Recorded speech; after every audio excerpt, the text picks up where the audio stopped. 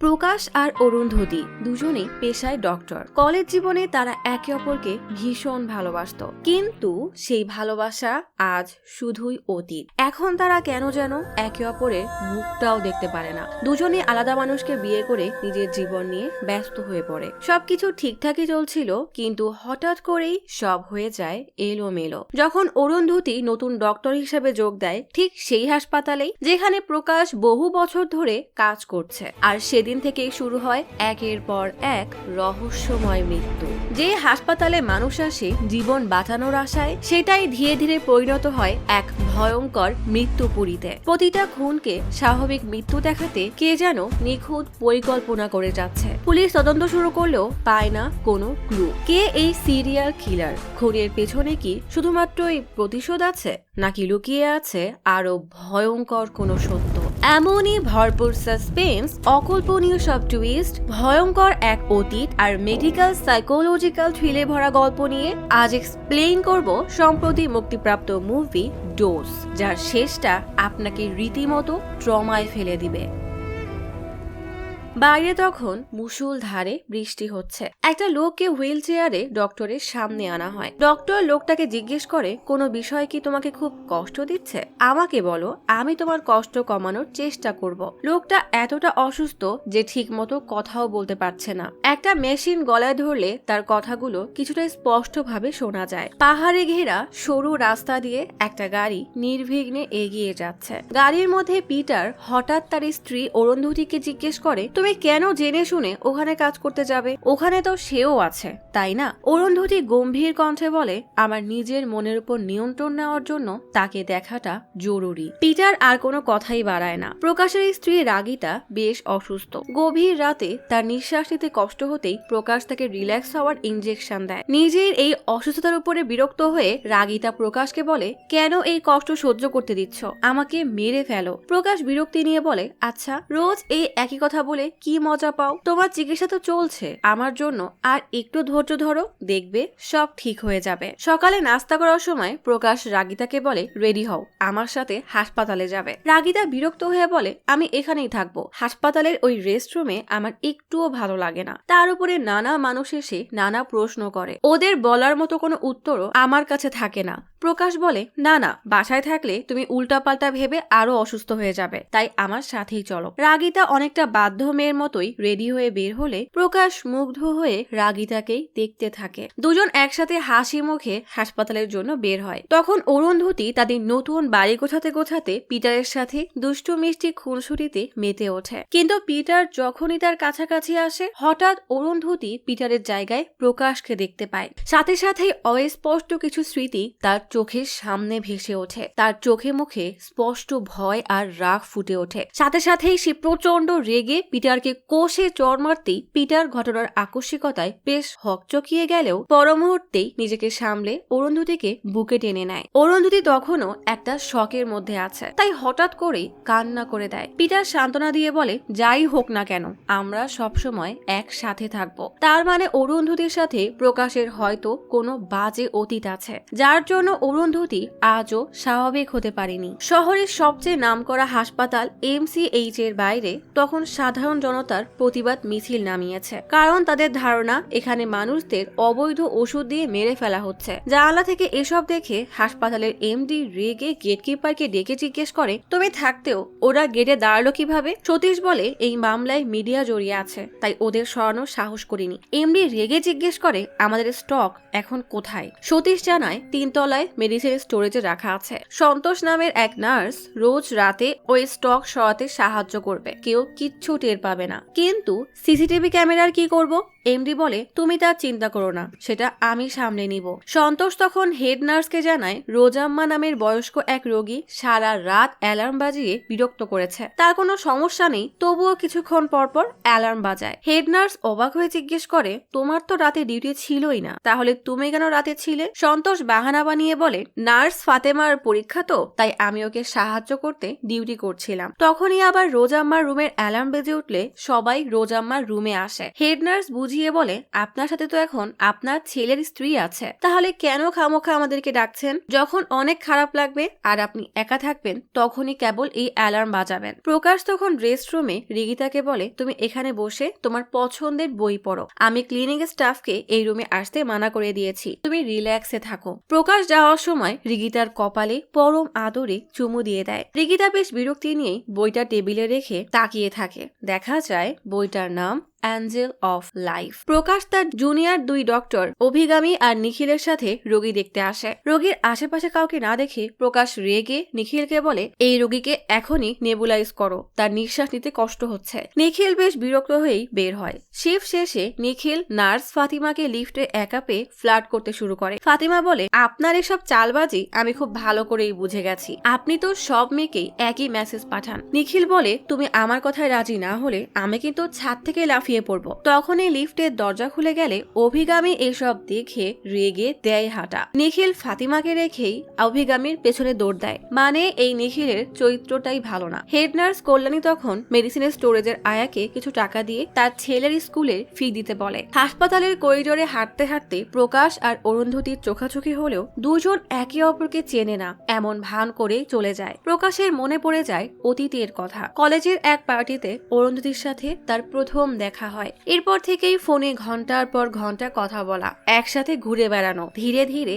কাছে আসা। সময়গুলো কেটে যাচ্ছিল জাদুর মতো। একদিন দুজন একে অপরকে বিয়ের জন্য প্রপোজ করে। পরের দিনে খুশি মনে তারা তাদের বাবা মায়ের সাথে দেখা করে। কিন্তু প্রকাশ হিন্দু আর অরুন্ধতি খ্রিস্টান, এই নিয়ে বাসার বয়স্করা কথা তুলতেই প্রকাশ রেগে তাদের সাথে গলা উঁচু করে কথা বলে। অরুন্ধতির মা রেগে গেলে তার সাথেও চিৎকার চেঁচামেচি শুরু করে দেয়। অরুন্ধতি আলাদা এক জায়গায় নিয়ে তাকে বোঝাতে গেলেও তার সাথেও ঝগড়া হয় আর এভাবেই তাদের ব্রেকআপ হয়ে যায়। একদিন অরুন্ধতি আর সহ্য করতে না পেরে কান্না করতে করতে প্রকাশকে কল দিয়ে আসতে বলে, কারণ তার খুব খারাপ লাগছিল। কিন্তু প্রকাশ উল্টা রেগে বলে, সে আগেই জানিয়ে দিয়েছিল তার মা হার্টের পেশেন্ট, মাকে কষ্ট দিয়ে সে কোনো কাজ করতে পারবে না, তাই দুজনের সম্মতিতেই ব্রেকআপ হয়েছে। তাহলে অরুন্ধতি তাকে কেন ডাকছে? অরুন্ধতি তীব্র যন্ত্রণায় কোকাতে কোকাতে বলে, প্লিজ একবার আসো, কারণ এখন একটা নয় বরং 2টা জীবনের ব্যাপার। দেখা যায় মেঝেতে রক্ত ভরে গেছে, অর্থাৎ অরুন্ধতির মিসক্যারেজ হয়েছে। ফোন রাখতেই অরুন্ধতি বেহুশ হয়ে যায়।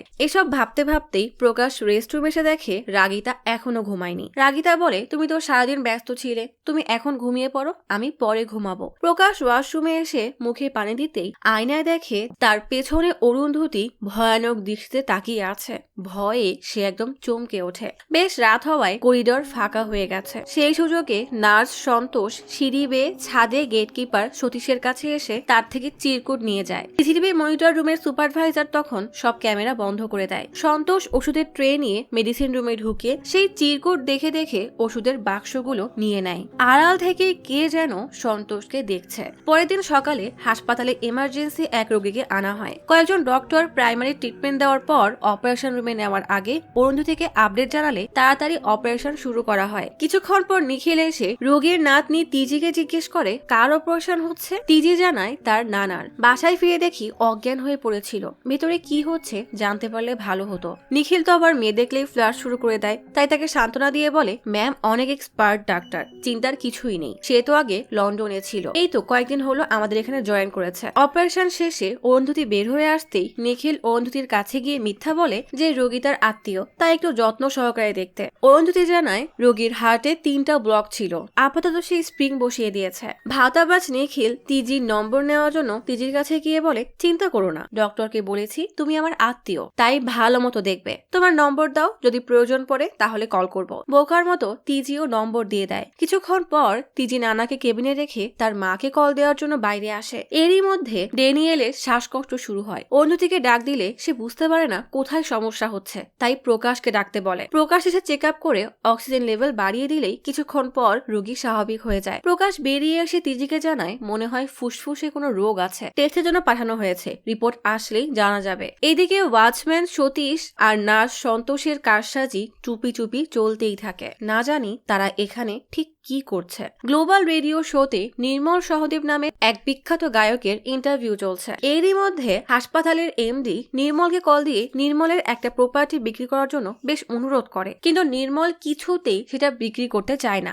অপরদিকে রোসাম্মার শ্বাসকষ্ট শুরু হলে প্রকাশ তাকে ইঞ্জেকশন দিয়ে শান্ত করে। কিছুক্ষণ পর নির্মল রোগী হয়ে হাসপাতালে আসে। এক ডক্টর চেক করে নির্মলের স্ত্রী দিব্যাকে জানায় সার্জারি করা লাগবে। দিব্যা জিজ্ঞেস করে সামান্য ফ্র্যাকচারে সার্জারি কেন লাগবে। ডক্টর জানায় পুরো হিপ রিপ্লেসমেন্ট সার্জারি করতে হবে, এখন না করলে সারা জীবন সে আর দাঁড়াতেই পারবে না। সে কি ড্রিঙ্কস করে। দিব্যা জানায় মাঝে মাঝে করে। ডক্টর অনুমতিপত্রে সাইন করতে বললেই দিব্যা বলে আমার আঙ্কেল এই হাসপাতালের এমডি, সে না আসা পর্যন্ত আমি সাইন করব না। ডক্টর বলে সার্জারি হবে কি হবে না এটা ডক্টর ঠিক করে, এমডির এখানে কোনো কাজ নেই, আপনার স্বামীর ভালো চাইলে সাইন করে দিন। দিব্যা সাইন করে দিতেই অপারেশন শুরু হয়। এদিকে তিজিকে নিখিল পটিয়েই ফেলেছে। মেসেজ করতে করতে বিরক্ত হয়ে গেলে কল দিয়ে বলে ছাদে আসো, তোমার নানা তো ঘুমাচ্ছে, কোনো সমস্যা নেই। তিজিও নিখিলের ফাঁদে পা দিয়ে একা একাই ছাদে চলে যায়। এদিকে ডেনিয়েল যখন ঘুমিয়েছিল তখন কেউ তার রুমে আসে। কিছুক্ষণ পরেই ডেনিয়েলের শ্বাসকষ্ট শুরু হয়। এদিকে নিখিল আচমকা তিজির কাঁধে হাত দিলেই তিজি ভয়ে আটকে ওঠে। তিজির বিষয়টা ভালো লাগে না, তাই নানা একা আছে এই বাহানায় চলে যায়। চাদরের আড়ালে লুকিয়ে থাকা সন্তোষ তখন সবই দেখছিল। নিখিল তিজিকে থামাতে চাইলে তিজি কোনো কথাই শোনে না। তখনই সামনে থেকে আভিগামী চলে আসলে নিখিলকে আবারও অন্য মেয়ের সাথে দেখে সে রেগে হাঁটা দেয়। নিখিল এবার আভিগামীর দিকে যায়। তিজি তখন তার নানা রুমে গিয়ে নানার এই অবস্থা দেখে নার্সকে বলে জলদি ডক্টরকে কল দেন। নার্স সাথে সাথেই প্রকাশের কল দিলে সে লাফিয়ে ঘুম থেকে ওঠে। সব শুনে নার্সকে বলে আমি এক্ষুনি আসছি। প্রকাশ করিডোরে রাগিতাকে দেখে জিজ্ঞেস করে তুমি এখনো ঘুমাওনি কেন। রাগিতা বলে ঘুম আসছে না। প্রকাশ বলে তুমি এখানে থাকো, আমি একটা পেশেন্টকে দেখে আসছি। প্রকাশ ডেনিয়েলের কেবিনে এসে বুকে চাপ দেয়, কিন্তু কোনো কাজই হয় না। অরুন্ধতী আসলে প্রকাশ জানায় ফুসফুস রেসপন্স করছে না। অরুন্ধতী অনেকবার ইলেকট্রিক শক দেয়, কিন্তু পালস রেট কমতে কমতে 0 হয়ে যায় আর ডেনিয়েল মারা যায়। অরুন্ধতী বলে ফাইলে লেখো মৃত্যুর সময় 2:47। প্রকাশ মন খারাপ করে বেরিয়ে এসে তিজিকে বলে তোমার নানা মারা গেছে। প্রকাশের ভীষণ মন খারাপ দেখে রাগিতা সান্ত্বনা দিয়ে বলে তুমি তো চেষ্টা করেছিলে, মন খারাপ করো না, মন খারাপ করো না, চলো বাসায় যাই, এখানে থাকার দরকার নেই। এদিকে অরুন্ধতীরও মন খারাপ। পিটারকে বলে চিন্তা করো না, মাঝে মাঝে জীবনে এমন কিছু সামনাসামনি হতে হয়। প্রকাশ রাগিতাকে ইঞ্জেকশন দেওয়ার সময় রাগিতা বলে এখন ভালো লাগছে, তবে সেটা শুধুমাত্র ওষুধের জন্য নয়, বরং তোমার জন্য। তুমি মনে হয় জাদু করেছো। ডক্টরি ভাষায় এটাকে বলা হয় হিলিং টাচ। প্রকাশ হেসে দিলে রাগিতা বলে সত্যি বলছি, তুমি আমার জীবনের এঞ্জেল। সকালে তিজির পরিবার এসে তিজির নানাকে নিয়ে যায়। দূর থেকে প্রকাশ আর রাগিতা দাঁড়িয়ে দেখে। প্রকাশ আফসোস করে বলে তোমার এঞ্জেল কিছুই করতে পারলো না। রাগিতা কেমন ভাবে যেন তাকিয়ে বলে মাঝে মাঝে মৃত্যুই তো শান্তি দেয়। এদিকে নির্মলকে এক ডক্টর চেক করে জানায় সার্জারিতে সমস্যা হয়নি, কিন্তু ফুসফুসে ইনফেকশন ছড়িয়ে পড়েছে, এই জন্যই এখানে শিফট করা হয়েছে। নিউমোনিয়া প্রাইমারি স্টেজ এবং ইসিজিতেও একটু সমস্যা দেখা দিয়েছে। ডক্টর এসে বাকিটা দেখবে। কিছুক্ষণ পর অরুন্ধতী এসে ইসিজি চেক করে বলে আপাতত তেমন কোনো সমস্যা দেখছি না, সার্জারি করার জন্য স্ট্রেস হতে পারে। 2 থেকে 1 দিনে আবারও ইসিজি আর ইকো চেক করা হবে। আভিগামী আসলে দিব্যা জিজ্ঞেস করে তোমার বাবা কোথায়। আভিগামী বাবার উপর রেগে থাকায় বলে তা আমি কি জানি। তখনই আভিগামীর বাবা মানে এই হাসপাতালের এমডি আসে। দিব্যা জিজ্ঞেস করে আপনাদের মনোমালিন্য এখনো শেষ হয়নি। এমডি বলে আমি কি করব, ও তো শুধুমাত্র ওর মায়ের কথাই শোনে। এটা শুনতেই আভিগামী রেগে দেয় হাঁটা। আভিগামীর বাবা এই অবস্থাতেও নির্মলকে বলে তুমি আমার অফারের কথা আরেকবার চিন্তা করো, এই ডিল হলে আমাদের দুজনের জন্যই অনেক সুবিধা। নির্মল রেগে মুখ ফিরিয়ে নেয়। রাতে নির্মলকে খাওয়ানোর সময় দিব্যা কান্না করে বলে তুমি আমার কথা একটুও চিন্তা করো না, কি হবে আঙ্কেলকে ওই জমি দিলে, এখানে ট্রিটমেন্ট তো সেই করাচ্ছে, আমি তাকে কথা দিয়েছিলাম ওই জমি আমি তাকে দিব। নির্মল রেগে বলে তুমি এখান থেকে যাবে নাকি আমি চলে যাব, এই শহরে তোমার আঙ্কেলের হাসপাতাল ছাড়া আরো হাসপাতাল আছে। দিব্যা এবার প্রচন্ড রেগে ওয়েটিং এরিয়াতে আসে। আড়াল থেকে কেউ একজন দিব্যার উপরেই নজর রাখছিল। নিখিল আভিগামীকে মেসেজ দিয়ে বলে তুমি যেমন দেখেছো অমন কিছুই না, তুমি ভুল বুঝছো, আমাকে বিশ্বাস করো, এই মুহূর্তে টপ ফ্লোরে আসো, আমি সব বুঝিয়ে বলছি। তখনই কেউ একজন নির্মলের রুমে যায়। নির্মলের হাত কিছুটা নড়ে ওঠে। নিখিল আভিগামীর সাথে কথা বলতে গেলে এবারও গার্ড আড়াল থেকে তাকে দেখে ফেলে। দিব্যার মা দিব্যাকে বলে নির্মলকে দেখে আসো তো, সে তোমার স্বামী, সেটা ভুলে যেও না। দিব্যা কেবিনে আসতেই দেখে নির্মল বুকে ব্যথায় ছটফট করছে। দৌড়ে গিয়ে নার্সকে জানাতেই নার্স প্রকাশকে ডেকে আনে। প্রকাশ কেবিন থেকে বের হয়ে রাগিতাকে বলে, তুমি গিয়ে ঘুমিয়ে পড়ো, আমি পেশেন্টকে দেখেই আসছি। আভিগামী আর নিখিলও নিচে চলে আসে। নিখিলের অবস্থাও তিজির নানার মতোই হয়েছে। অরুন্ধতী হাসপাতালে না থাকায় প্রকাশই 200 ভোল্টের ইলেকট্রিক শক দেয়, কিন্তু কোনো কিছুতেই কোনো কাজ হয় না। কিছুক্ষণ পর নির্মলও মারা যায়। মৃত্যুর সময়টাও ঠিক একদম তিজির নানার মতো, 2:47। প্রকাশের হাতে আরো একটা রোগী মারা যাওয়ায় প্রকাশ মানতেই পারে না। দিব্যা নির্মলকে জড়িয়ে কান্না করে দেয়। বাসায় ফেরার পথে প্রকাশ বলে, নির্মলের এমন মৃত্যু অপ্রত্যাশিত ছিল, চিন্তায় আমার মাথা ফেটে যাচ্ছে। বলতে না বলতে প্রকাশ খেয়াল করে গাড়ির পেছনে কালো হুডি পরা এক লোক বাইক নিয়ে দাঁড়িয়ে প্রকাশকে দেখছে। ভয়ে প্রকাশ জোরে গাড়ি চালাতে শুরু করে, বাইকও তার পিছু নেয়। এক পর্যায়ে বাইক সামনে এসে দাঁড়াতেই প্রকাশ সজোরে ব্রেক করলে রাগিতার গ্লাস ভেঙে রাস্তায় গিয়ে পড়ে। বাইকওয়ালা রাগিতার এই অবস্থা দেখে চলে যায়। প্রকাশ দৌড়ে গাড়ি থেকে নেমে দেখে প্রচন্ড রক্তপাতের কারণে রাগিতা সেখানেই মারা গেছে। প্রকাশ অসহায়ের মতো চিৎকার করে কান্না করে দেয়। এমনই এক ভয়ানক স্বপ্ন দেখার সময় রাগিতা এসে প্রকাশকে ঘুম থেকে ডাকে। প্রকাশ হাসপাতালে এসে আভিগামীর বাবাকে বলে, হতে পারে এটা আমার মনের ভুল, কিন্তু আমি এটাকে এড়িয়ে যেতে পারছি না। আমার মনে হয় কেউ ইচ্ছা করেই আমার রোগীদেরকে মেরে ফেলছে, আপনি তদন্ত করেন। এমডি বলে, পাগল হয়ে গেছো নাকি? মানুষ হাসপাতালে আসে চিকিৎসা করাতে, এখন যদি এসব গুজব শোনে তাহলে এখানে আর কেউ আসবে না। মানছি তোমার কিছু রোগী মারা গেছে, কিন্তু সেগুলোর জন্য তুমি দায়ী না। ডক্টর যতই চেষ্টা করুক না কেন, সব রোগীকে বাঁচাতে পারবে না। কিছু জিনিস আমাদের হাতে থাকে না। এইসব মৃত্যুর জন্য তুমি ট্রমাটাইজড হয়ে গেছো। কিছুদিন আরাম করো আর এখনই সাইকিয়াট্রিস্টের কাছে গিয়ে থেরাপি নাও, সব ঠিক হয়ে যাবে। প্রকাশ কোনো উত্তর না দিয়েই চলে যায়। প্রকাশ কাউন্টারে গিয়ে কি যেন একটা খুঁজতে থাকে। তখনই ফাতিমা এসে তাকে এখানে দেখে জিজ্ঞেস করে, আপনার কিছু লাগবে? প্রকাশ কিছু না বলেই বের হয়ে যায়। রুমে যাওয়ার সময় খেয়াল করে অরুন্ধতী তার রুম থেকে বের হয়ে যাচ্ছে। প্রকাশ রাগিতাকে এক নজরে ঘুমাতে দেখে চুপচাপ অরুন্ধতীর রুমে গিয়ে কিছু একটা খোঁজাখুঁজি শুরু করে, কারণ প্রকাশের সন্দেহ অরুন্ধতী তার উপর বদলা নিতে প্রকাশের সাথে এমনটা করছে। পুরো রুমের কোথাও কিছু পায় না। ডাস্টবিন খুঁজে সেখানে কোডিন নামের একটা ইনজেকশন পায়। এই ওষুধ দেখতেই তার মনে পড়ে যায় অতীতের কথা। প্রকাশ একদিন অরুন্ধতীর ফ্ল্যাটে এসে দেখে তার অবস্থা অনেক খারাপ। সে অরুন্ধতীকে জিজ্ঞেস করে, এতদিন কোথায় ছিলে? কতবার কল দিয়েছি। যাই হোক, আমার পরিবারে অনেক ঝামেলা চলছে আর আমি এই পেশায় এসেছিলাম আমার মায়ের জন্য। অরুন্ধতী প্রকাশের উপর রেগে থাকায় কোনো কথা না শুনেই প্রকাশের সামনে এই কোডিন নামের ড্রাগসটাই নেওয়া শুরু করে। প্রকাশ অরুন্ধতীকে না থামিয়েই সাফাই দিয়ে বলে, আমি জানতাম না তুমি প্রেগনেন্ট ছিলে। আমার বাবা মা পরিবার এসব নিয়েই চিন্তা করছিলাম। এসবের কারণেই আমাকে তোমার থেকে দূরে যেতে হয়েছিল, কিন্তু তাই বলে তুমি নিজের জীবন এভাবে নষ্ট করছো কেন? চলো তোমাকে আমি রিহাবে নিয়ে যাব। নেশার ঘোর আর প্রকাশের উপর প্রচন্ড রাগ আর ঘৃণা থাকায় অরুন্ধতীর চাকু দিয়ে প্রকাশের এক আঙ্গুলে কোপ দিয়ে সেটা কেটেই ফেলে। সেই আঙ্গুলটা কেটে ফেলায় প্রকাশের হাতে এখন নকল আঙ্গুল লাগাতে হয়েছে। তখনই বাইরে থেকে কেউ দরজা নক করলে প্রকাশ শিশি লুকিয়ে দরজা খুলে দেখে ক্লিনার এসেছে। রুম থেকে বের হয়ে চলে যেতেই ক্লিনার বেশ অবাক হয়ে ভাবে, অরুন্ধতীর রুমে প্রকাশ কি করছে? বাসায় বসে প্রকাশ এসবই ভাবছিল। রাগিতা জিজ্ঞেস করে, কি হয়েছে? প্রকাশ বলে, এতদিন সন্দেহ ছিল যে অরুন্ধতী বদলা নেওয়ার জন্য এই হাসপাতালে এসেছে, কিন্তু এখন আমি শিওর অরুন্ধতী এখনো ড্রাগস নেয়। ওর রুম থেকে আমি কোডিন পেয়েছি। রাগিতা বলে, এটা তো একটা পেইন কিলার, সমস্যা কোথায়? প্রকাশ বলে, ওষুধকে কিভাবে ড্রাগস হিসাবে নিতে হয় সেটা অরুন্ধতী খুব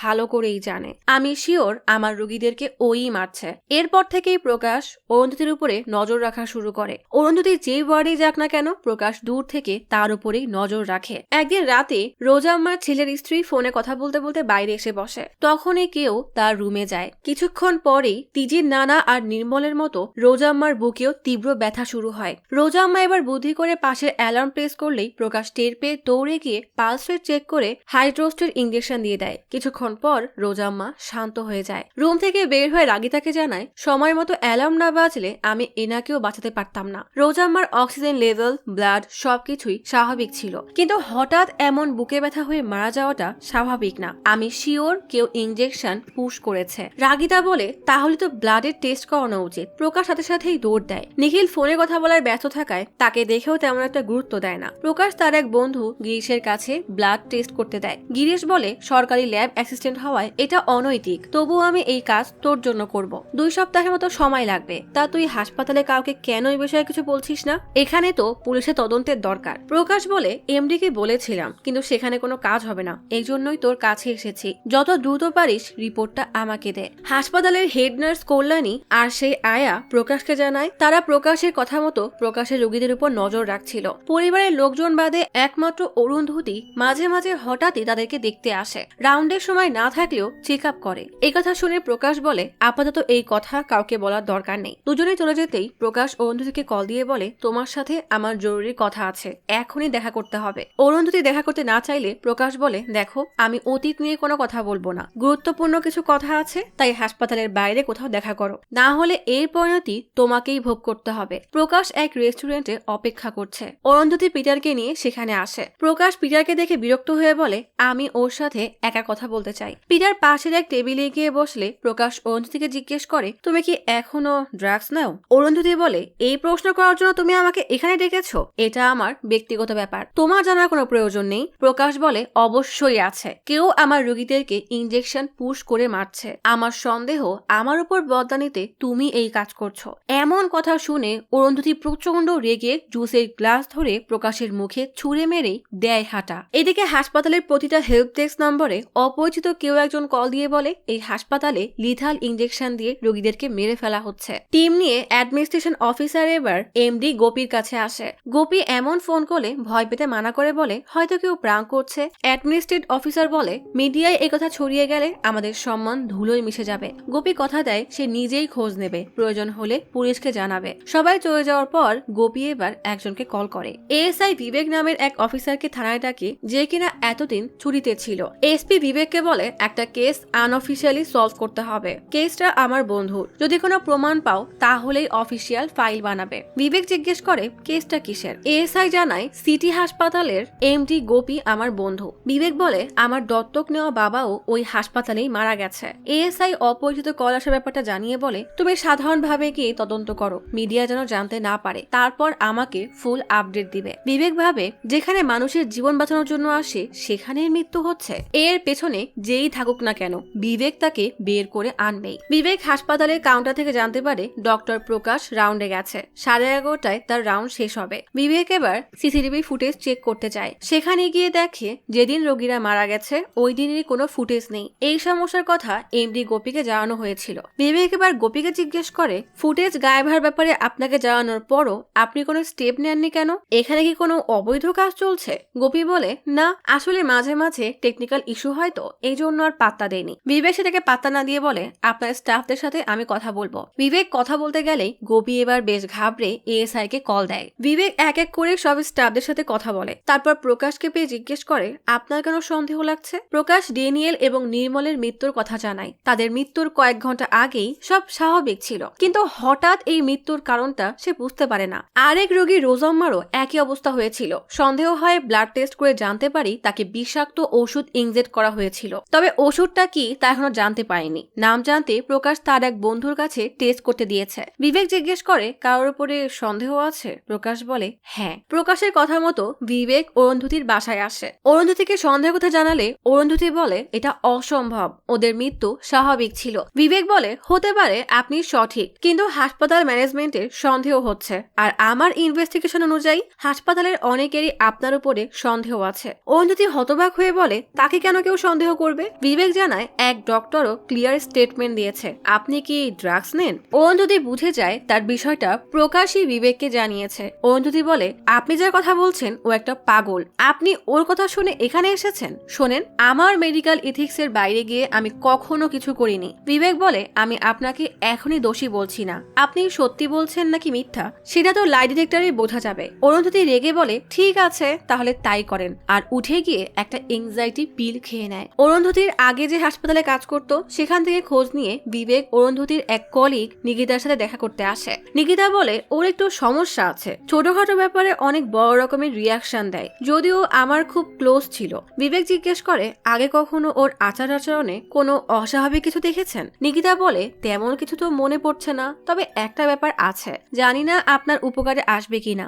একবার এক রোগীর খুব ক্রিটিক্যাল অবস্থা ছিল, রোগীটা প্রায় মৃত্যু শয্যায় চলে গিয়েছিল, তার কষ্ট দেখে আমাদের সবার খুব কষ্ট হচ্ছিল। হঠাৎ অরুন্ধতী বলে এমন কষ্ট পাওয়ার থেকে তো মরে যাওয়াই ভালো। ডক্টর হয়ে ও এমন কথা বলে আমরা সবাই অবাক হয়ে যাই, প্রশ্ন করলেই সে কথা ঘুরিয়ে দেয়। পরে আবারও এক সিরিয়াস রোগীর কেস আসলে তখনও সে একই কথা বলে। বিষয়টা আমার কাছে জানি কেমন লাগছিল। বিবেক শহর থেকে বেশ দূরে অরুন্ধতীর আরেক কলিগের সাথে দেখা করতে আসে। ডক্টর বলে অরুন্ধতির এক পোষা কুকুর ছিল। ক্যানাইন ডিস্টেম্পার রোগের জন্য কুকুরটা বেশ অসুস্থ হয়ে পড়ে। ডক্টরকে দেখালে সে বলেছিল একটু আদর যত্ন করলে কুকুরটা ঠিক হয়ে যাবে, কিন্তু অরুন্ধতি কুকুরটার কষ্ট সহ্য করতে না পেরে তাকে মেরে ফেলে। আমার খুব খারাপ লেগেছিল, তবুও আমি বেশি কিছু বলেছিলাম না। বিবেক সবাই স্টেটমেন্ট শোনার পর প্রকাশকে লিখিত অভিযোগ দিতে বলে। বিবেক বলে অফিসিয়ালি কমপ্লেন না করলে আমি কিছুই করতে পারবো না, কমপ্লেন পেলে আমি দ্রুত ব্যবস্থা নিব। এদিকে গোপী নিখিলকে তার অফিসে ডাকে। পাশেই গার্ড দাঁড়ানো।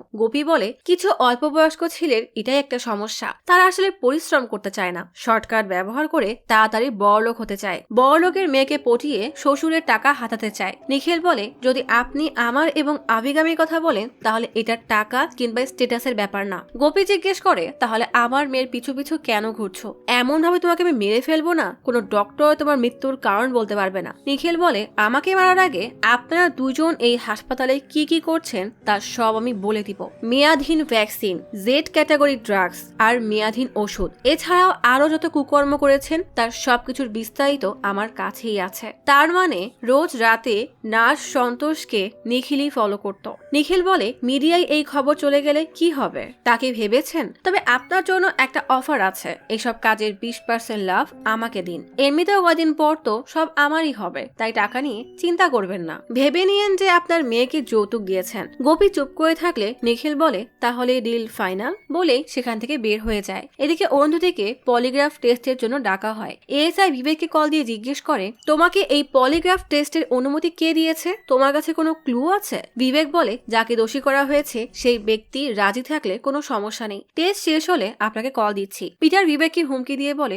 কাজটা আপনি একদমই ঠিক করছেন না। অরুন্ধতি মানসিক এবং শারীরিকভাবে প্রস্তুত না। আমি কিন্তু মিডিয়ার লোক, এই খবর লিক করতে আমার একটা সেকেন্ডও লাগবে না। তখন আপনার কি হবে ভেবে নিয়েন। বিবেক তবুও কোনো উত্তর না দিয়েই চলে যায়। বিবেক পলিগ্রাফি টেস্টে অরুন্ধতির নাম জিজ্ঞেস করে, কোথায় চাকরি করে সেটা নিয়েও প্রশ্ন করে। সব কথাই অরুন্ধতি সঠিক বলে। প্রকাশের উপর রাগ আছে কিনা এমন প্রশ্ন করতেই অরুন্ধতি বেশ স্বাভাবিক থাকে, কিন্তু সে তার কোনো রাগ নেই বললেও উত্তরে মিথ্যা আসে। বিবেক জিজ্ঞেস করে তাহলে আপনি কি এখন প্রকাশের উপরে বদলা নিতে চাচ্ছেন? এই প্রশ্নের সাথে সাথেই অরুন্ধতি প্রচন্ড রেগে সব ইকুইপমেন্ট খুলে বাইরে গিয়ে পিটারকে শক্ত করে জড়িয়ে ধরে। তাহলে কি এসব সত্যি অরুন্ধতি করছে? বিবেক এবার শিওর হয়ে যায়। অরুন্ধতির নামে অ্যারেস্ট ওয়ারেন্ট নিতে গেলেই এএসআই বলে সায়েন্টিফিক প্রমাণ ছাড়া তুমি কিভাবে ওকে গ্রেফতার করবে? এর জবাব তো আমাকে দিতেই হবে। কেস নিয়ে এত ইমোশনাল হলে হবে না। বিবেক বলে আমি সায়েন্টিফিক প্রমাণ নিয়ে তবেই আসবো, তবে সে সময় খবরদার কোনো বাহানা দিবেন না। প্রকাশ পার্কিং লটে এসে খেয়াল করে হেড নার্স কল্যাণী বাইকওয়ালা এক ছেলেকে কি যেন দিচ্ছে। ছেলেটা কল্যাণীর সাথে একটু রেগে কথা বলছিল। প্রকাশ বাইকের পিছু নিয়ে পথ আটকিয়ে কল্যাণী দেওয়া প্যাকেট চেক করে দেখে তাতে কোডিন নামে সেই ওষুধটা যেটা সে সেদিনকে অরুন্ধতির ক্যাবিনের ডাস্টবিনে পেয়েছিল। প্রকাশ জিজ্ঞেস করে তোমাকে কল্যাণী এটা কেন দিয়েছে? ছেলেটা প্রকাশকে ধাক্কা মেরে পালিয়ে যায়। হাসপাতালে এসে প্রকাশ কল্যাণীকে প্রশ্ন করলে কল্যাণী জানায় ওই ছেলেটা আসলে তারই ছেলে, যার নাম সনীশ। ব্যাঙ্গালোরে সে তাকে পড়াশোনা করতে পাঠিয়েছিল। সেখানে গিয়ে সনীশ মাদকাসক্ত হয়ে পড়ে। পড়ালেখাটাও শেষ করেনি। ওকে রিহাবে পাঠিয়েছিলাম, কিন্তু তাতেও কাজ হয়নি। ড্রাগস না পেলে আমাকে মারধর করে। আমার তো একটাই ছেলে, তাই ওর কাছে হার মেনে নিয়েছি। ও যে ড্রাগস চায় সেটা হাসপাতাল থেকে নিয়ে দেই। আয়া মাধবী আমাকে সাহায্য করে। কোল্ড স্টোরেজ থেকে নিয়ে ডক্টরদের ডাস্টবিনে রেখে দেই। তার মানে অরুন্ধতির ক্যাবিনে যেই কোডিন ওষুধ পাওয়া গিয়েছিল সেটা আসলে আয়া মাধবী রেখেছিল। একদিন অরুন্ধতী ম্যাডাম মাধবীকে ধরে ফেলে। আমরা দুজনে অনেক অনুরোধ করি যে এই বিষয়ে যেন সে কাউকে না বলে, কিন্তু তার উপরে আমাদের বিশ্বাস ছিল না। এই জন্যই অরুন্ধতিকে ফাঁসাতে দুজন প্রকাশের কাছে গিয়ে তার নামে মিথ্যা বলে। কল্যাণী কান্না করে হাত জোর করে অনুরোধ করলে প্রকাশ বলে আমার সামনে কোনো নাটক করবে না, এখনই বের হয়ে যাও। গিরিশ রিপোর্ট পেয়ে প্রকাশকে ডাকলে প্রকাশ বিবেককেও সাথে নিয়ে যায়। গিরিশ জানায় ব্লাডে প্যানড্রোমিয়াম ব্রোমাইড কম্পাউন্ড পাওয়া গেছে। মেডিকেলের ভাষায় প্যাভুলন বলা হয়। এই কেমিক্যাল সার্জারির সময় অ্যানেস্থেসিয়া হিসেবে দেওয়া হয়। অনেক সময় রোগী অস্থির হয়ে গেলে মাসল রিল্যাক্স করার জন্য দেওয়া হয়, বা রোগী পর্যবেক্ষণে থাকলেও তার হার্ট রেট বাড়ানোর জন্য ব্যবহার করা হয়। তবে এটাকে আইসিইউ বা ভেন্টিলেশনের রোগীদেরকে দেওয়া হয় না। ইউরোপের জেলে মার্সি কিলিং এর জন্য এটা ব্যবহার করা হয়। ইউএসএ তে করতে ডেথ পেনাল্টি দিতে ব্যবহার করা হয়। বিবেক জিজ্ঞেস করে এটা কি যে কেউ কিনতে পারে? গিরিশ জানায় ডক্টর বাদেও ওটি, স্টাফ, নার্সরাও এটা সহজেই পেতে পারে। একটা কাহিনীতে পড়েছিলাম এফ্রেন সালাডিয়ার নামের এক পুরুষ নার্স 200 রোগীকে মেরে ফেলেছিল। তাদের মধ্যে 50 জনকেই সে এই প্যানোরোমিয়াম ব্রোমাইড দিয়ে মেরেছিল। বিবেক বলে তাহলে অরুন্ধতিকে চেক করতে হবে, যদি ওর কাছে এই ড্রাগস পাই তাহলেই আমরা ওকে কাস্টাডিতে নিতে পারবো। তবে প্রকাশ এখন কিছুই বলে না, যদিও সে জানে যে অরুন্ধতি নির্দোষ। রাতের অন্ধকারে বিবেক চুপি চুপি অরুন্ধতির বাসায় আসে। কিচেন থেকে শুরু করে সব জায়গায় তন্ন তন্ন করে খুঁজতে থাকে, কিন্তু কোথাওই সেই প্যানরোমিয়াম ব্রোমাইড ওষুধটা পায় না। এরই মধ্যে অরুন্ধতি এবং পিটারের আশা শব্দ পেয়ে বিবেক পেছন দিক থেকে পালিয়ে যায়। বিবেক দিদির সাথে কথা বলে জানতে পারে সেদিন সন্দেহজনক তেমন কিছুই ছিল না, সন্ধ্যা পর্যন্ত সব ঠিকঠাকই ছিল। এক জুনিয়র ডক্টর নিখিল আমার খুব ক্লোজ হওয়ার চেষ্টা করছিল। এরপর থেকে বিবেক নিখিলের উপর নজর রাখে। দিব্যা জানায় এমটি গোপী দিব্যার আত্মীয় হয়, সে নির্মলের একটা পৈতৃক সম্পত্তি কিনতে চাইতো। বিবেক গোপীকেও এবার ফলো করা শুরু করে। এমসিএইচ হাসপাতালে রাত নেমে আসলেই আচমকা উপর থেকে কেউ একজন লাফ দিয়ে নিচে পড়ে, পুরো মেঝে রক্তে ভেসে যায়। সবাই এসে দেখে ছেলেটা আর কেউ নয় বরং যাকে সন্দেহ করা হচ্ছিল সেই নিখিল। এদিকে বিবেক নিজের মতো করে তদন্ত করছিল। বিবেকের ফোনে একটা মেসেজ আসে। নিখিল বলছে রোগীদের ইনজেকশন দিয়ে আমি মেরেছি, এই অপরাধবোধ আর সহ্য করতে পারছিলাম না, তাই নিজেকে শেষ করে দিচ্ছি। নিখিলকে ট্রিটমেন্ট দেওয়া হয়, তবে নিখিলের জ্ঞান ফেরে না। আবেগামী নিখিলের জন্য কান্না করলে প্রকাশ তাকে সান্ত্বনা দেয়। বাইরে থেকে বিবেক দাঁড়িয়ে সব দেখছে। বিবেক নার্সের কাছে এসে বলে গত 3 বছরে ড্যানিয়েল এবং নির্মলের মতো যত রোগীর শ্বাসকষ্টের জন্য মৃত্যু হয়েছে তাদের সবার বিস্তারিত লাগবে। রেণুকা বলে এসব বের করতে বেশ সময় লাগবে। বিবেক বলে তাহলে রেডি করে আমাকে কল দিবেন। মনোজ নামের এক রিপ্রেজেন্টেটিভ প্রকাশকে একটা ওষুধের স্যাম্পল দেয়। প্রকাশ সেটা তার রেস্টরুমের আলমারিতে রাখার সময় খেয়াল করে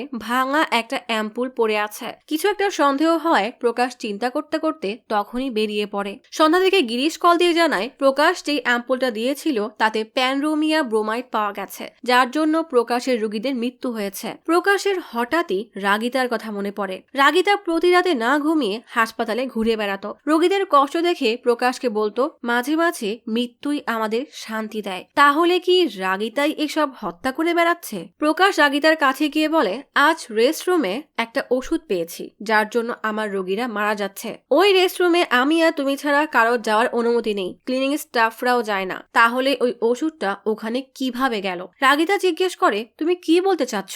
প্রকাশ বলে প্রত্যেক মানুষের ভিন্ন ভিন্ন স্বভাব থাকে। যদি কারোর নাকের ডগায় হত্যা হয় তাহলে সবাইকেই অপরাধী মনে করে, কিন্তু যারা খুব কাছে মানুষ হয় তাদেরকে কখনোই সন্দেহ করে না, যেমনটা আমি তোমার উপর করিনি। জোরে এক চিৎকার দিয়ে প্রকাশ জিজ্ঞেস করে তুমি এসব কেন করেছো বলো। রাগিতার প্যানিক অ্যাটাক শুরু হয়ে যায়। প্রকাশ নিজেকে সামলে ক্ষমা চেয়ে বলে মাফ করে দাও, আমি তোমাকে সন্দেহ করেছি। প্রকাশ দৌড়ে ওষুধ আনতে যায়। রাগিতা তখন আর চোখে প্রকাশের দিকে তাকায়। তাহলে কি এই সবকিছু রাগিতাই করছে? নিখিলের জ্ঞান ফিরলে আবিগামী জিজ্ঞেস করে এমনটা কেন করলে? নিখিল বলে তোমার বাবার কথা মতো গেটকিপার সতীশ আমাকে ধাক্কা দিয়েছিল। সেদিন রাতে নিখিল ছাদের কোনায় দাঁড়িয়ে ফোনে কথা বলছিল।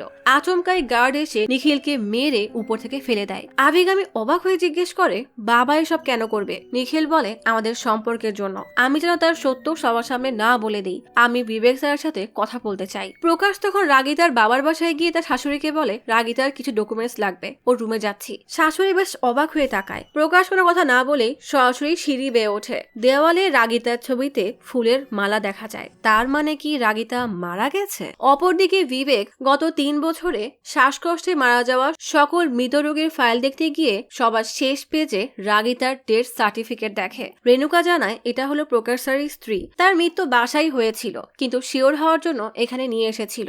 তখনই আবিগামী এসে বিবেককে বলে নিখিলের জ্ঞান ফিরেছে, সে আপনার সাথে কথা বলতে চায়। প্রকাশ রাগিতার রুমে এসে একটা কার্টুন খুলে রাগিতার ছবি দেখতে থাকে। সেটা সাইডে রেখে কিছু একটা হন্যে হয়ে খুঁজতে থাকে। নিখিল বিবেককে জানায় যেই রাতে রোজাম্মার অবস্থা খারাপ হয় আমি তখন করিডোরে ফোনে কথা বলছিলাম। হঠাৎ খেয়াল করি প্রকাশ স্যার নিজের সাথে কথা বলতে বলতে হঠাৎই রোজাম্মার কেবিনের দিকে দৌড় দেয়। আমার মনে হয় তার কোনো সমস্যা আছে। অপরদিকে প্রকাশ যা খুঁজতে এসেছিল সেটা না পেয়েই প্রচন্ড রেগে তড়িঘড়ি করে বেরিয়ে পড়ে। মাঝপথে বিবেক গাড়িতে অপেক্ষা করছিল। প্রকাশকে দেখেই সে তার গাড়ি ফলো করা শুরু করে। বিবেক প্রকাশের গাড়ি ফলো করতে করতে বিশাল বড় রাবার প্লান্টের বাগান পার হয়ে প্রকাশের বাড়ির গেটে পৌঁছায়। মেইন গেট লক দেখে পেছনের রাস্তা দিয়ে পেছনের গেটে আসতে দেখে গেট আর পুরো রাস্তায় ঝুল জমে আছে, যেন বহু বছর এখানে কেউ আসে না। সেগুলো পার হয়ে বাড়ির এক রুম থেকে শব্দ পেয়ে উপরে ছোট জানালা থেকে উকি দিতেই দেখে প্রকাশ এলোমেলো এক রুমে বিছানার পাশে দাঁড়িয়ে রাগিতাকে বলছে, আমাকে জানতেই হবে যে এসব কে করছে, তুমি কেন চুপ করে আছো, কিছু তো বলো। অথচ আশেপাশে আর কেউই নেই। প্রকাশ যে আসলে পাগল হয়ে গেছে সেটা নিশ্চিত হয়েই বিবেক এবার মেইন ডোরে এসে কলিং বেল বাজায়। প্রকাশ দরজা খুলে বিবেককে এখানে দেখে বেশ অবাক হয়ে তাকায়। বিবেক বাসায় ঢুকেই লক্ষ্য করে বাড়ির অবস্থা খুবই খারাপ, চারিপাশে বন জঙ্গলে ভরে গেছে, যেন বহুদিন ধরে এই বাড়িকেও পরিষ্কার করেনি। তার মানে আমরা শুরু থেকেই যে পরিষ্কার সাজানো গোছানো বাড়ি দেখেছি সেটা আসলে প্রকাশের কল্পনা ছিল। বিবেক জিজ্ঞেস করে, তুমি এখানে একাই থাকো? প্রকাশ বলে, না, আমার স্ত্রী রাগিতাও আমার সাথেই থাকে। বিবেক ড্রয়িং রুমের এমন বিধ্বস্ত অবস্থা দেখেও শান্তভাবে বসে বলে, আমাদের হৃদয়ের খুব কাছের কেউ মারা গেলে তাকে আশেপাশে অনুভব করাটা স্বাভাবিক, কিন্তু যদি সেটা 1 বছর পরেও মনে হয় তাহলে ডক্টর দেখানো উচিত, কারণ রাগিতা 1 বছর আগেই মারা গেছে। আমি তোমাকে টানতে টানতে জেলে নিতে চাই না, তাই ভদ্রভাবে আমার সাথে চলো, কারণ এই কেসে তুমিও সাসপেক্ট। প্রকাশ প্রচন্ড রেগে বলে, ও তুমিও আমাকে ফাঁসানোর চেষ্টা করছো তাই না? ওই অরুন্ধতী তোমাকে পাঠিয়েছে, তুমি এখনই বের হয়ে যাও। বিবেক তবুও প্রকাশের হাত ধরে টেনে বের করতে গেলেই প্রকাশ হ্যাচকা টান দিয়ে হাত সরিয়ে চেয়ার দিয়ে তার মাথায় জোরে এক বাড়ি মারে। কিছুক্ষণ পর বিবেকের জ্ঞান ফিরতেই তার মনে হয় চারিপাশ যেন ঘুরছে। নিজেকে সামলে কোনো রকমে বের হওয়ার চেষ্টা করতেই প্রকাশ এসে তাকে মারতে থাকে। এক পর্যায়ে পিছন থেকে তার গলা চেপে ধরে। বিবেক নিজেকে সামলে প্রকাশের পা পেঁচিয়ে ধরে এক আছাড় মারে। এরপর হাতের কাছে আয়রন মেশিন পেতেই জোরে কয়েকটা বাড়ি মারতেই প্রকাশের নড়ার শক্তি থাকে না। বিবেক প্রকাশের সামনে বসে জিজ্ঞেস করে, কেন করলে এসব? গল্প চলে আসে 1 বছর আগে। এই একাকিত্বে ভরা পৃথিবীতে একমাত্র রাগিতাই প্রকাশকে বুঝতে পেরেছিল। ছোট্ট সাজানো এই সংসারটা রাগিতা আর প্রকাশের জন্য ছিল স্বর্গের টুকরো। বেশ আনন্দে তাদের দিন কাটছিল, কিন্তু প্রকাশের এই সুখের সংসারে কারোর যেন কালো নজর লেগে যায়। একদিন সে জানতে পারে রাগিতার ফুসফুসে ক্যান্সার হয়েছে। নিজে একজন ডক্টর হয়েও সে রাগিতার জন্য কিছুই করতে পারেনি, কারণ রাগিতার ক্যান্সার একদম ফাইনাল স্টেজে পৌঁছে গেছে। রাগিতা খুব নরম স্বভাবের ছিল, তাই তার পক্ষে ক্যান্সারের মতো রোগের যন্ত্রণা আর মানসিক কষ্ট সহ্য করা সম্ভব ছিল না। মৃত্যুর ভয় তিলে তিলে তাকে শেষ করে দিচ্ছিল। রাগিতা প্রকাশকে বলে, এই কষ্ট সহ্য করতে না পেরে যদি আমি নিজেকে শেষ করে দেই তাহলে আমার আত্মাও নষ্ট হয়ে যাবে, তাই দয়া করে তুমি আমাকে ওষুধ দিয়ে শেষ করে শান্তি দাও। এই জীবনে তোমার পক্ষ থেকে মৃত্যুই আমার জন্য শ্রেষ্ঠ উপহার। রাগিতার এই কষ্ট সহ্য করতে না পেরে প্রকাশ তাকে শক্ত করে জড়িয়ে ধরে। দিন যত যাচ্ছিল রাগিতার কষ্ট বেড়েই যাচ্ছিল। কেমোথেরাপির ভারে ধীরে ধীরে তার মাথার শেষ চুলটাও পড়ে যায়। রাগিতার যন্ত্রণায় ভরা আর্তনাদ প্রকাশকে ভিতর থেকে শেষ করে দিচ্ছিল। একদিন নিজের মনের সাথে যুদ্ধ করে প্রকাশ রাগিতার জন্য সেই বিষাক্ত ওষুধ ভরা ইনজেকশন নিয়ে আসে। রাগিতা তখনও বিছানায় বসে নিঃশ্বাসের কষ্টে কাঁপছে। রাগিতা অসহায় নজরে তাকিয়ে বলে, বিনা কষ্টে আমাকে শেষ করে দাও। প্রকাশ রাগিতাকে ওষুধ ইনজেক্ট করতেই রাগিতা প্রকাশকে শক্ত করে জড়িয়ে ধরে। জোরে জোরে নিঃশ্বাস নিতে নিতেই আজীবনের জন্য বিদায় নিয়ে চলে যায়। শেষ একবারের জন্য রাগিতার কপালে চুমু দিয়ে প্রকাশ চুপচাপ দাঁড়িয়ে থাকে। পাশেই ছিল রাগিতার পছন্দের অ্যাঞ্জেল অফ ডেথ মানে মৃত্যুর ফেরেশতা নামের বই। সেদিন থেকেই প্রকাশ নিজেকে ডেথ অফ অ্যাঞ্জেল মনে করতে শুরু করে। এরপর হাসপাতালে কাউকে রাগিতার মতো কষ্ট পেতে দেখলেই সে তাদের মধ্যে রাগিতাকেই দেখতে পেত।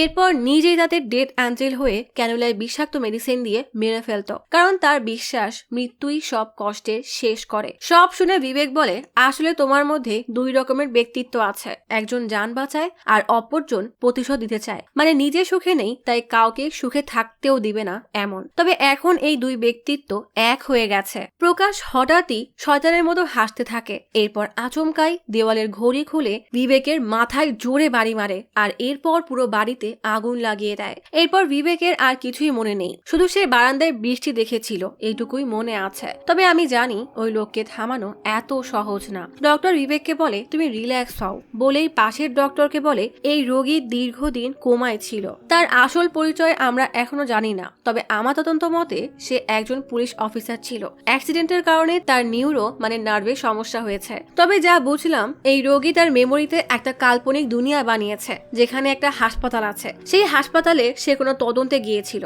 হয়তোবা সে জীবনের কোনো পর্যায়ে কোনো কেস সলভ করতে পারেনি। সেই অপরাধবোধ থেকেই সে এসব কাল্পনিক চরিত্র বানিয়েছে। এসবের কিছু আসলে সত্যিই না। মেয়ে ডক্টর বলে, আমার কিন্তু সন্দেহ হচ্ছে যে একটা মানুষ কল্পনায় এত কিছু কিভাবে বানাতে পারে। হতেও তো পারে যে সে সত্যি বলছে, আমরা একবার খুঁজে দেখি। ডক্টর বিরক্ত হয়ে বলে, তোমার ইচ্ছা হলে খুঁজে দেখো। বলেই নার্সকে বলে, রোগীর নিঃশ্বাস নিতে কষ্ট হচ্ছে, এনাকে জেনারেল বেডে শিফট করো। বিবেককে বেডে আনলেই হঠাৎ তার মনে পড়ে সেদিন প্রকাশ তাকে বস্তাবন্দি করে গাড়ির ডিকিতে করে নিয়ে আসে বহু দূরের এক শহরে, এরপর উঁচু এক জায়গা থেকে ছুঁড়ে ফেলে চলে যায়। ভাগ্যক্রমে সে বেঁচে গেলেও কোমায় ছিল। তখনই হাসপাতালের করিডোরে প্রকাশকে দেখা যায়। প্রকাশ বিবেকের রুমে আসতেই তার হাতের নকল সেই আঙ্গুলে চাপ দিতেই সুই বের হয়ে আসে। বিবেকের মনে পড়ে হাসপাতালে দেখা হওয়ার প্রথম দিনই তার সাথে হাত মেলালে বিবেকের হাতে কেমন যেন তেলতেলে লাগছিল।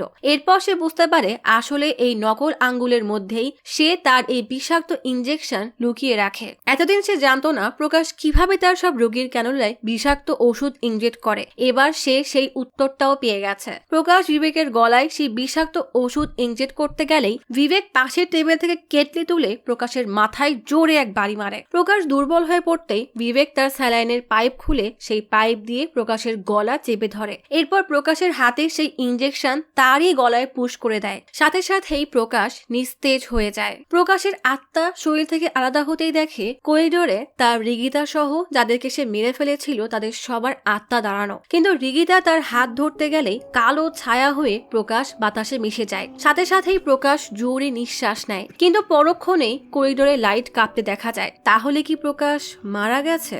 আর এখন তার আত্মা হাসপাতালের রোগীদের আগের মতোই বিষাক্ত ইনজেকশন দিয়ে মেরে ফেলবে? তাকে কি আদেও কোনোদিন থামানো যাবে? এমনই এক প্রশ্ন দিয়ে শুরু হয় এই medical psychological thriller movie dose. আসলে রিগিতা মারা যাওয়ার পর থেকেই প্রকাশ একটা সাইকো কিলার হয়ে গিয়েছিল। রিগিতার মতো রোগীদেরকে দেখলেই তার মনে হতো এরাও হয়তো তার কাছে রিগিতার মতো সাহায্য চাইছে, তাই সেও বিষাক্ত ইনজেকশন দিয়ে মেরে ফেলতো। তবে এত বছরে তার যেই দুইটা সত্তা ছিল, মানে একটা হচ্ছে প্রতিশোধের সত্তা আর আরেকটা হচ্ছে ভালো সত্তা, এরা আলাদা ছিল। এই জন্যই সেই শয়তান সত্তাটা যখন রোগীদেরকে মেরে ফেলতো সেটা ভালো সত্তা টের পেত না। তাই এই মৃত্যুগুলোকে স্বাভাবিক মৃত্যু হিসাবে নিয়েই সবাই চলছিল। কিন্তু প্রকাশের সেই প্রতিশোধের সত্তা আর ভালো সত্তা যখন এক হয়ে যায় তখন প্রকাশের সন্দেহ হতে শুরু করে। তবে সে বুঝতেও পারে না যে খুনগুলো আসলে সে নিজেই করছে। আর এরপরেই সে পুলিশে তদন্ত করতে বলে। কিন্তু যখন সে বিবেকের কাছে ধরা পড়ে যায় ততক্ষণে তার দুই সত্তা এক হয়ে তার প্রতিশোধের সত্তা তার উপরে পুরো নিয়ন্ত্রণ নিয়ে নিয়েছিল। এই জন্যই সে বিবেককে এই দুনিয়া থেকে সরিয়ে দেওয়ার চেষ্টা করেছিল। তবে আপনাদের কি মনে হয় সেটা কমেন্টে জানাতে কিন্তু ভুলবেন না। আজ তাহলে এখানেই চলে যাচ্ছি। শীঘ্রই ফিরবো নতুন অথবা পুরাতন ইউনিক কোনো মুভির গল্প নিয়ে। ফিরে আসা পর্যন্ত লাইক, কমেন্ট এবং সাবস্ক্রাইব করে অচিরার গপ্পসপের সাথেই থাকুন। পাশে থাকা বেল আইকনটি ক্লিক করে রাখুন। দেখা হবে পরের ভিডিওতে।